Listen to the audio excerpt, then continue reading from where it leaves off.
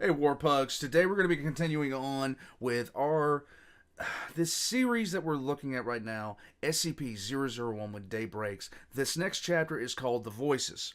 Now, the opening of this is there is a link in the description of the video down below towards playing cards, but it is not the playing cards that are displayed here. It is for these playing cards.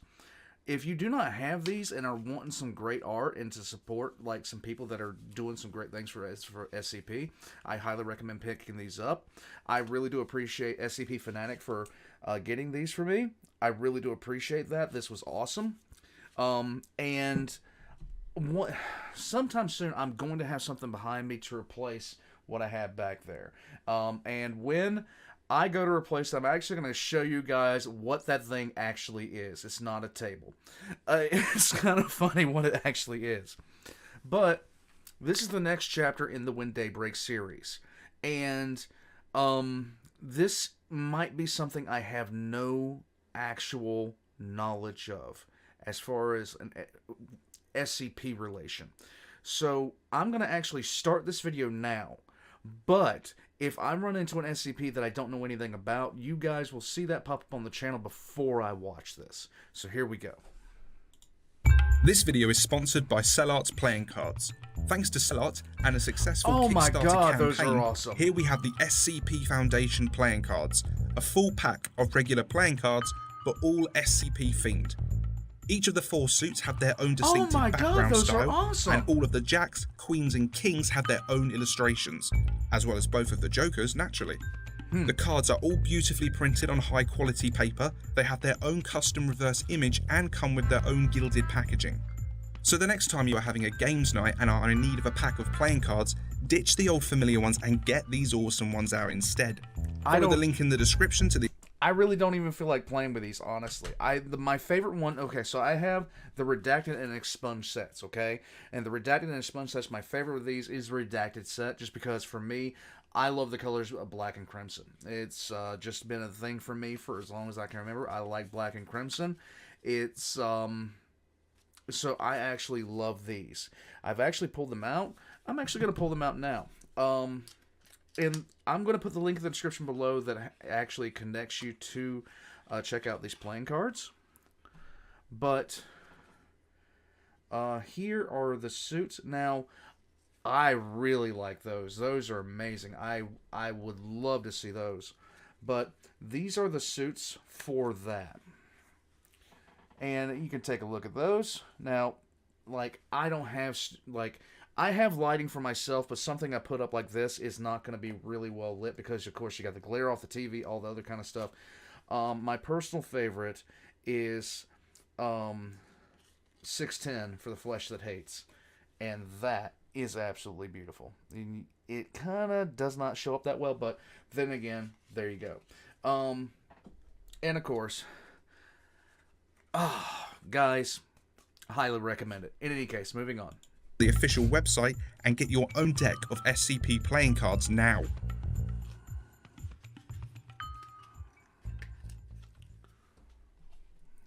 Okay, so let's see. Alright. Okay, required to understand the overall story. We've checked out those. Optional videos but recommended.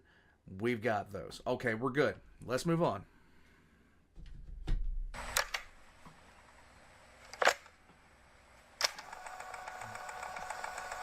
Turn up the light a little bit here. Good day everyone and welcome back to SCP Illustrated, entry log 126. The time has come for another When Day Breaks, and today I bring you 100 Voices, another entry into the story written by myself and Dr. Sumerian. Be sure to go and check out his channel for more SCP content. Now in this one we are taking a step back from SCP places and instead focusing on just one everyday person trying to survive in the When Day Breaks world. Be advised, this video contains extremely graphic violence and blood and gore. With that being said, and without further ado, let's begin. Let's go. Oh, God.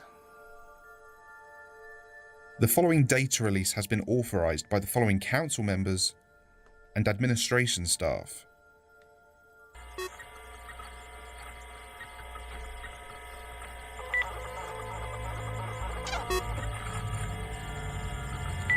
Okay, so something has happened, and I don't know what. So, as far as Dr. Bright goes, at some point in the next couple of days, I'm going to ask some people to basically give me an overview of what happened, so I will know. But in any case,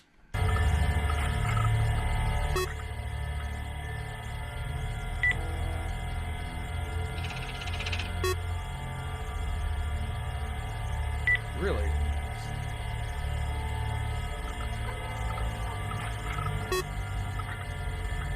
Beta 7 to find him. Not the fire eaters?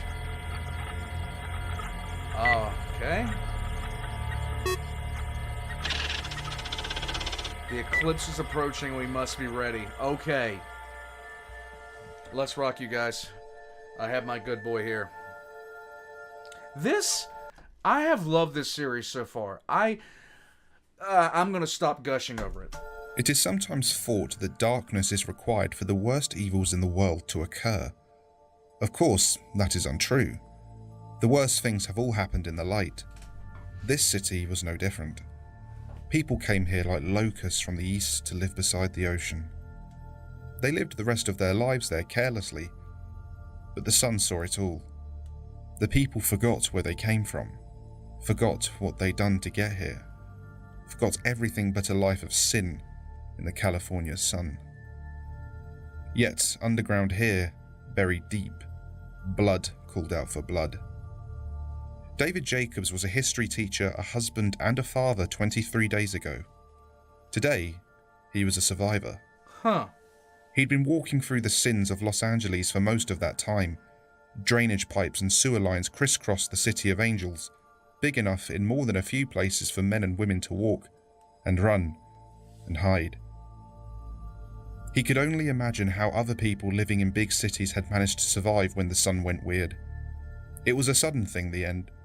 He'd always imagined some sort of lead-up, news anchors wishing you well and going off air for the last time. There was none of that. One moment everything was fine, and the next the streets ran quick and heavy with melted flesh. David had encountered 2 survivors since then. Both, oddly enough, had flamethrowers. It didn't take much intelligence to realise that perhaps owning one was a positive factor towards survival. The monsters above had some sort of instinctual fear of flame. In sufficient force, it would scream and try to overcome it. But in isolation, it shrank away, never fleeing too far, always waiting, looking for an opening, waiting for the flames to die down.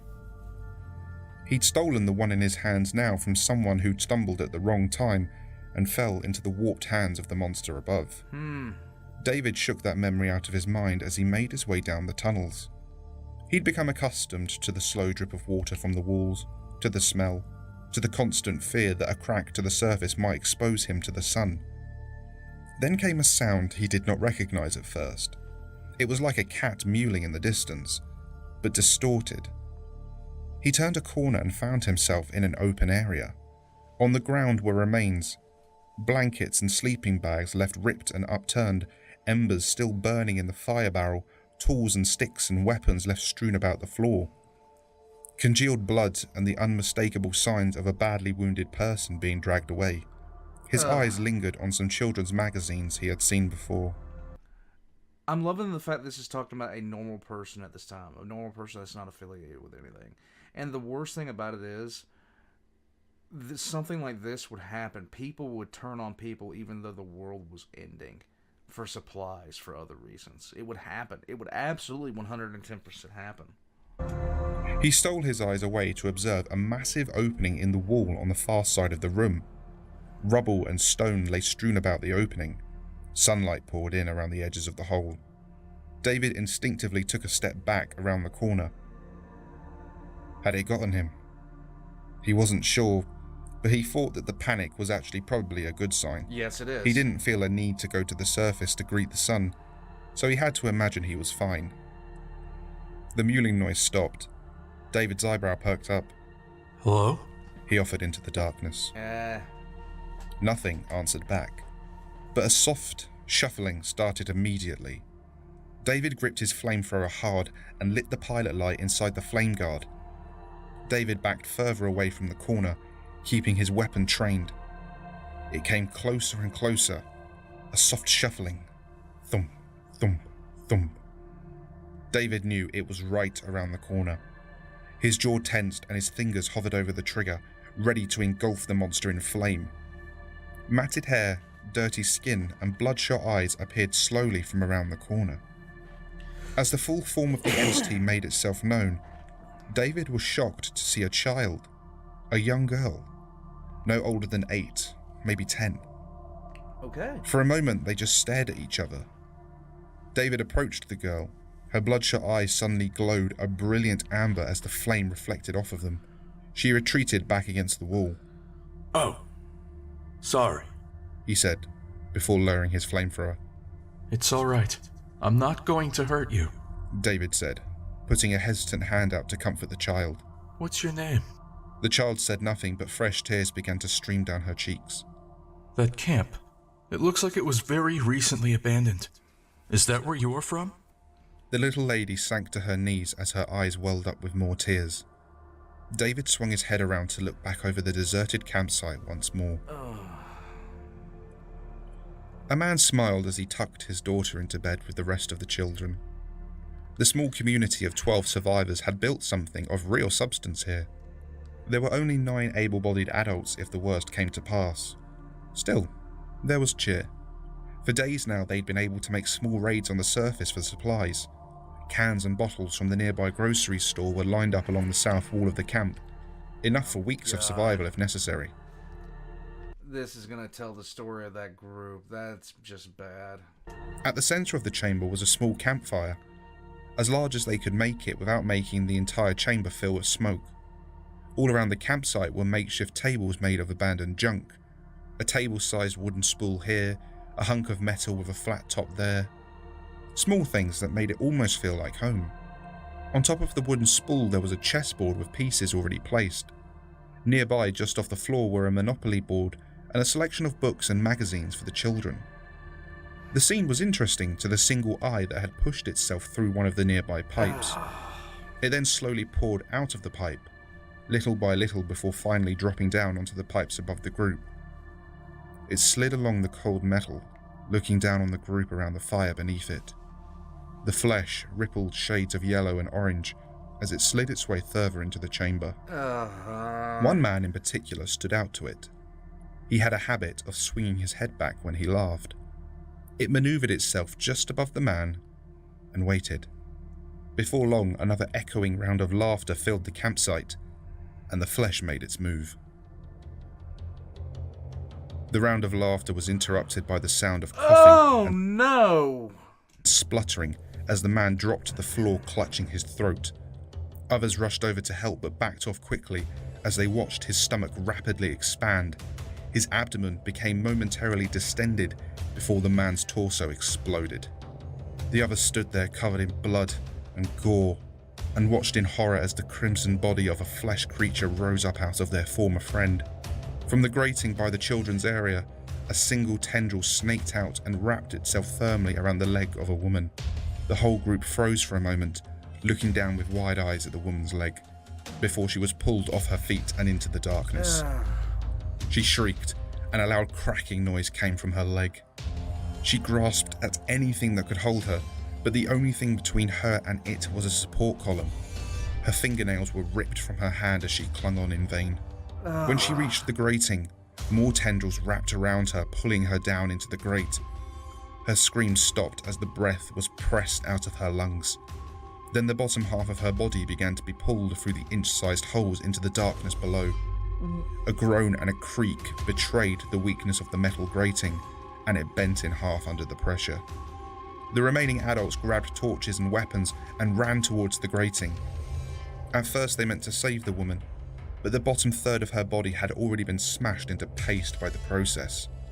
Her face was frozen, eyes wide, mouth hanging open. The creaking metal beneath her gave way as she disappeared from view. Okay, so this is the first time I've seen these things. If it's the same creature using tactics like this, normally it's come in waves and use psychological tricks to do this. But this is the first time I've seen over assaults happening like this. A new flesh monster under the grate pushed itself back out of the hole and began to skitter across the floor after the men and women. An echoing crash came from behind the group, who all turned to see the wall fall apart. Several colossal conglomerates of flesh fell out of the hole and began flooding the chamber. Cracks and holes began opening up all around them as more and more flesh tendrils began finding their way through. The nearest man to a hole was grasped immediately by a flesh tendril at each end. They both wrapped around the man and pulled hard. He cried out for help, but the rest of the survivors were already running. Both creatures were reluctant to relinquish their prize, and before long a soft, squelching noise was followed by the man tearing in half. Oh my god. Both halves of his body fell to the floor with a thud. The remains were swiftly pulled from view. Yeah, this is decidedly more violent than the last Another time. of the men hid in a hole near the... This is decidedly more violent than the other times.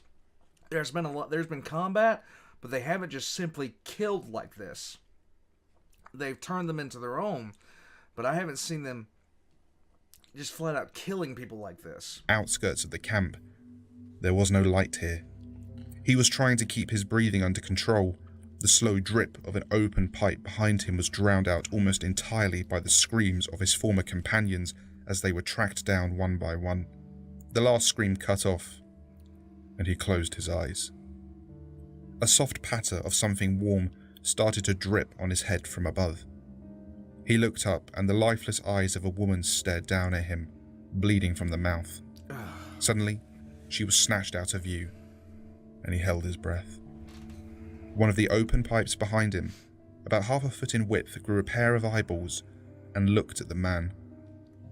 He felt himself begin to hyperventilate as a cacophony of voices headed his way. He felt something slick and wet tighten around his ankle. As he was violently pulled from his hiding place, he struggled and flailed, but more tendrils ensnared him. Brought back to the chamber, he saw the remains of his former friends now standing as flesh creatures. The flesh had worked holes into the tunnel ceiling, and sunbeams were now streaming in. He pleaded and cried, but gained no favor. He saw a blinding light, felt the warmth on his skin, and then felt his face slide off his head.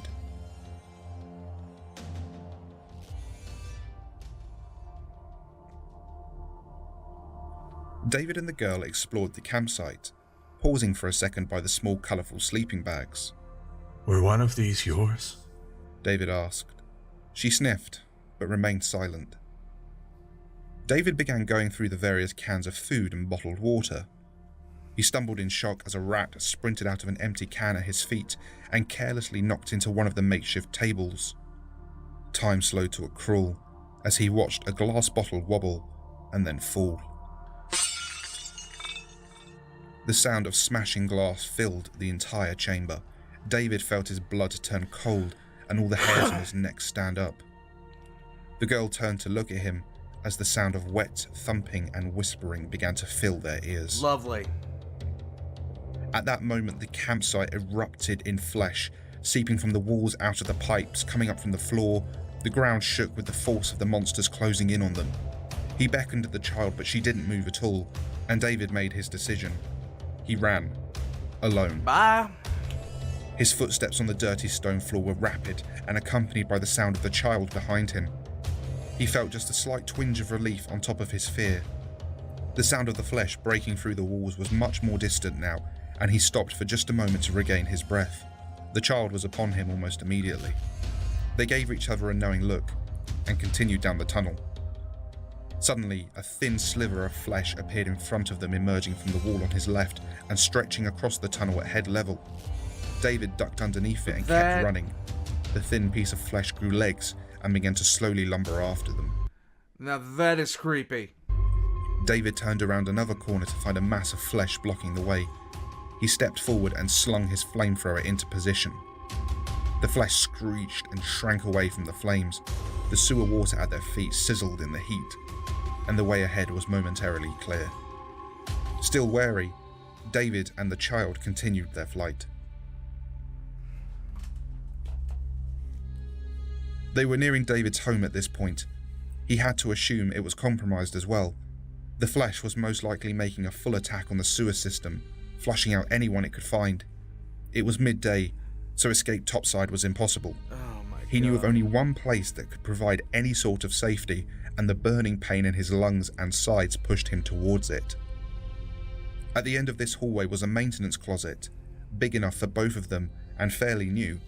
He couldn't recall if it had any cracks in the walls, but it definitely had no open pipes. This was his last fallback, and he'd stocked it with a few days' worth of food and water. If he could just make it to the night, maybe he could blaze a trail to the surface. Oh my God. And maybe some additional cloth protection would help protect him from the moonlight. Maybe. He opened the door, ushered in the child, and closed it. For a few minutes there was no noise at all. Then, just outside, a slight splash, almost not loud enough to hear. Then another. Then a chorus. David put his hand on the flamethrower trigger and aimed it at the door. The child was as far away from the pilot light flame as she could get in the corner of the room. David looked at the child and put a finger up to his mouth. He made a slight shushing noise, and the child nodded, crying silently. The smell in the room was a mix of cleaning chemicals, mouldy wood, sewer water, and the fuel from his weapon. No other light sources beyond his weapon illuminated the surroundings. In the flickering light, liquid flesh began to seep in from the small gap beneath the door. David gave the trigger a slight tap, and a bit of flame shot towards the bottom of the door. The flesh screeched and disappeared. The light flame continued burning for a dozen or so seconds, and then slowly died. David let himself smile. He turned his head to check on the child who was huddled up crying. Hey, we're going to be okay. She remained silent. Can you even understand what I'm saying? She turned to look up at him. 100 voices combined into one as she gurgled out, Yes, David. Oh, It hell. took a moment for David to realise, but it was already too late. A fleshy appendage replaced the child's arm as it whipped the flamethrower from David's hand, while another hit him hard in the chest. Winded and clutching a fractured sternum, David looked up at the child that was now standing over him. I did not expect that. I did not expect that twist. I did not expect that. From its head to its stomach, the creature split into two halves, revealing a beak filled with teeth. Oh my God. He tried to wheeze out some words of protest, but the flesh cut him off. David, please, don't fight this. A distinct female voice spoke. He recognized the voice. It belonged to someone he had known since he was a young man. Alicia, he choked. Yes, my love. We are all here, David. All of us. William is walking again. The sun fixed him. Oh, you should see him now. You can hardly keep him still. And Megan, she gets bigger every day. Wasn't she a little angel the last time you saw her? This is just messed up. This is so messed up. She was just taking her first steps. Even your old dad is up here with them. But the children miss their father. Please, it's time to come home. As he heard his children's names, he wailed and wept before the flesh. Reminded of the day he lost them. The day he lost them all. Fear, anger, sadness, and finally acceptance. Resigning to his fate, David dropped his head as the beak closed around him. The flesh didn't speak. It crushed the door from the outside, and the little girl monster walked out, dragging the dead man behind her. He was unceremoniously dropped to the floor before another flesh creature carried him away. Look at the one at the end there, the right side. It looks like a dog. Alicia's voice quickly melted into 100 others as the flesh child quickly returned to its previous form. strands of flesh flattened to create hair, while white opal spheres filled the eye sockets. The low light of the tunnels had proven quite the boon to the flesh. Though few, the unnatural features that did present themselves were always overlooked. It then went back into the tunnels to look for more survivors. Oh my god.